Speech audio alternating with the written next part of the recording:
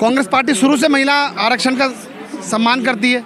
हमेशा जब 2023 में उसको पास भी कर दिया, सर्वसम्मति से पास हुआ, तो लागू कर देना चाहिए था।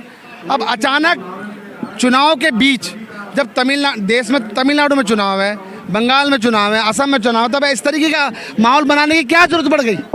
क्यों ऐसा करने का पड़ रहा है? बताइए आप। जब एससी को 15% है, 33% देना तो दे। मैं कहना चाहता हूँ, मैं आपके चैनल के माध्यम से कहता हूँ, मैं राजनीति छोड़ दूंगा, 543 में दे दीजिए 33% आरक्षण। क्यों नहीं दे देते आप? मैं बोलना चाहता हूँ, सबसे पहले हम बोलते दे दीजिए, इसी में दे दीजिए ना। देखिए, कहीं ना कहीं इनको, ये मनुस्मृति वाले लोग हैं, इनको देश में माहौल बनाना है।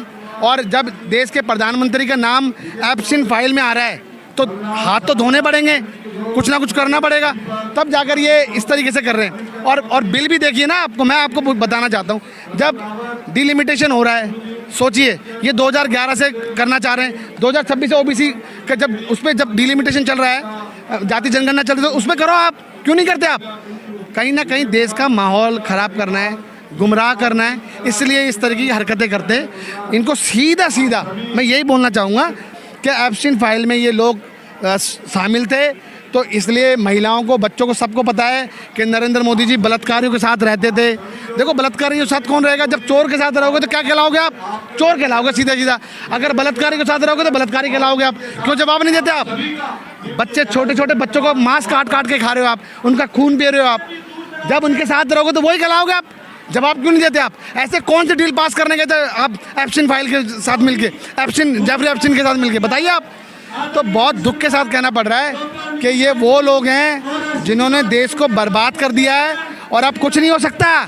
ये जन्म भी ले लेना, अगर देश की जनता 10 साल के 15 साल और भी दे दो इनको, तो भी देश का भला नहीं होने वाला।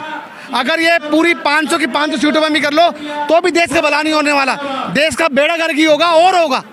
कुछ नहीं है, विजन नहीं है इनके पास, ये काम नहीं कर सकते। ये सिर्फ और सिर्फ देश को बर्बाद करेंगे, जो कर रहे हैं। दीमक है ये लोग।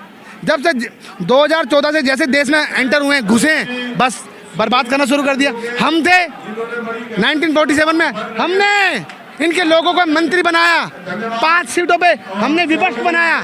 हम नहीं डरे, नेहरू जी नहीं डरे। आज ये देखिए क्या कर रहे हैं, देश को हिंदू राष्ट्र हिंदू राष्ट्र हिंदू राष्ट्र बना के चल रहे हैं। कुछ नहीं होने वाला। ना हिंदुओं का भला हो रहा है, ना किसी भी और समाज का भला हो रहा है। जब से ये सत्ता में आए हैं तो बीजेपी का भला हो रहा है, मनुस्मृति वालों, जो लोग मानने वालों, उनका भला हो रहा है, और किसी का भला नहीं हो रहा। मैं सिर्फ, मुझे दुख के साथ कहना पड़ रहा है कि जब सत्ता से ये बाहर जाएंगे, तब ये जेल के सलाखों के पीछे जाएंगे।